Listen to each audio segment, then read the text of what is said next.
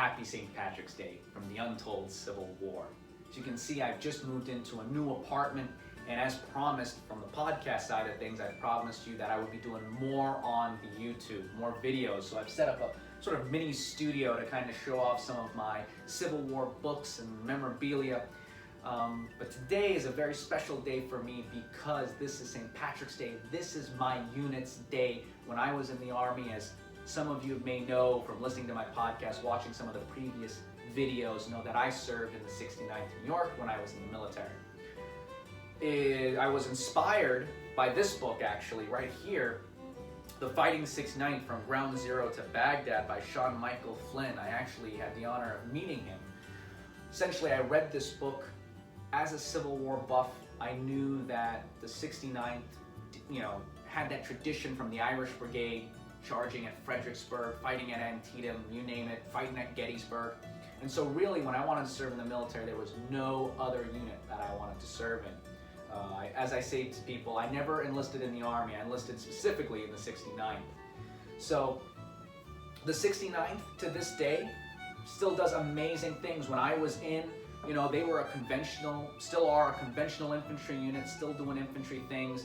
That's where I learned all about, react to contact, bounding, squad ambush, digging in, all that good stuff, rucking. In fact, my company was the Air Assault Company early on, and so I actually got to ride around in helicopters over there in Puerto Rico for training.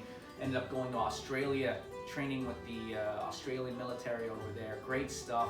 To this day, not only have they served during the Civil War, but they served in World War I, World War II. They were there at 9/11, Ground Zero.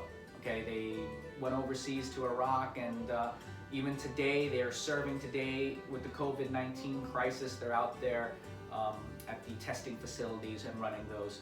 And so it's a great unit, fantastic unit. One of the big things that they do is they have the St. Patrick's Day Parade, and this tradition dates back to, I believe, around the 1850s, where they have been the vanguard of the parade. They've led the parade every year. So some of the cool things that I have from my experience there is that I actually have the itinerary from 2017 when I served from that year's St. Patrick's Day celebration. I've actually saved that, and on there it's really cool. It just kind of talks about the itinerary for the day, and of course it has in the back 69th history. Really cool stuff. One of the cool things that I enjoyed about that day was all year you train, but St. Patrick's Day was the day to really let your hair down. There were drinks provided, food provided. The NCO club and the officers club, the Gary Owen, was open to the soldiers, so it's a really good time. Of course, there are many traditions that date back to the Civil War that still exist in the 69th, and many of those things are celebrated during the St. Patrick's Day celebrations. One of the things I would mention is that the unit at Fredericksburg under General Marr were tasked with taking a stone wall, Mary's Heights. Many of you are probably familiar with that story. A little before that, they were at Antietam, and their colors were so damaged that they actually didn't have their colors at the Battle of Fredericksburg when they went to the battlefield there. So they had to find a way to sort of show their colors and represent themselves.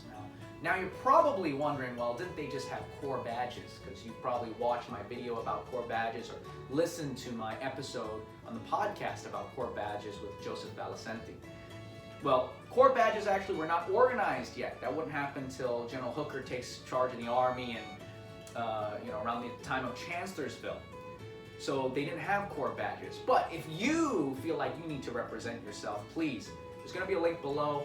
Joseph Valicenti, the badge maker, is a fantastic guy. He's a great supporter of the show. And of course, if you are representing the 69th in your impression or any other impression, your impression is not 100% unless you have a Corps badge with you. So definitely go over to him, go over to the link below and support him. But of course, at Fredericksburg, the 69th did not have Corps badges, so they decided to take Boxwood from the battlefield, pick up Boxwood, a sort of plant, leaves, and put the Boxwood in their caps.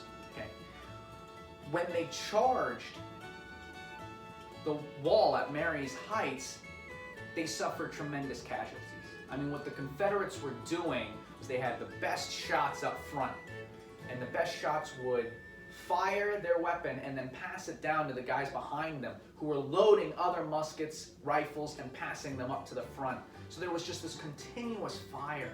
In fact, one of my buddies who I served with in the 69th, he had actually transferred from the 173rd Airborne, and he had actually participated in a reenactment of the fight where he was shoulder to shoulder with the guys representing the 69th, and he charged the stone wall, and he said it gave him chills up the spine. I mean, he said it was like putting two 240 Bravos machine guns and just having at it. That's how intense the fire was, and that was a reenactment.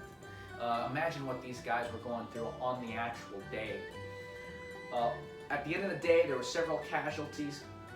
However, it is said that the bodies closest to the wall, that were closest to taking that Confederate position, all had Boxwood leaves in their caps.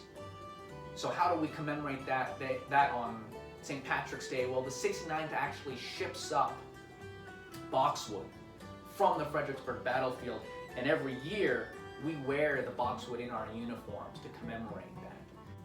And as you can see, I've actually saved the Boxwood that I wore on that parade from every year I led the parade with the Fighting 69. Another way we commemorate that is with the 69th toast. Also around the time of Fredericksburg, General Marr, the guy who actually designed Ireland's flag, right? He was a real revolutionary. Was commanding the Irish Brigade, and he had a knack for a cocktail of whiskey and Vichy water. Vichy water, I imagine, must be something like sparkling water. And he sent a young private out to go find Vichy water. Well, I don't know where you're going to find Vichy water in Virginia at that time. So the private was able to find champagne. So now Marr mixes the champagne and the whiskey, 2 parts whiskey, 3 parts champagne, and he loved it. And that is now today the cocktail of the 69th, and it is drunk during the ceremonies of St. Patrick's Day. So those are just some of the really cool traditions about St. Patrick's Day that the 69th continues every year. It was a great time serving in that unit. And today is a great time to celebrate that history.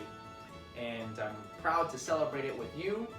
The Untold Civil War podcast thanks you for tuning in on St. Patrick's Day and celebrating with me.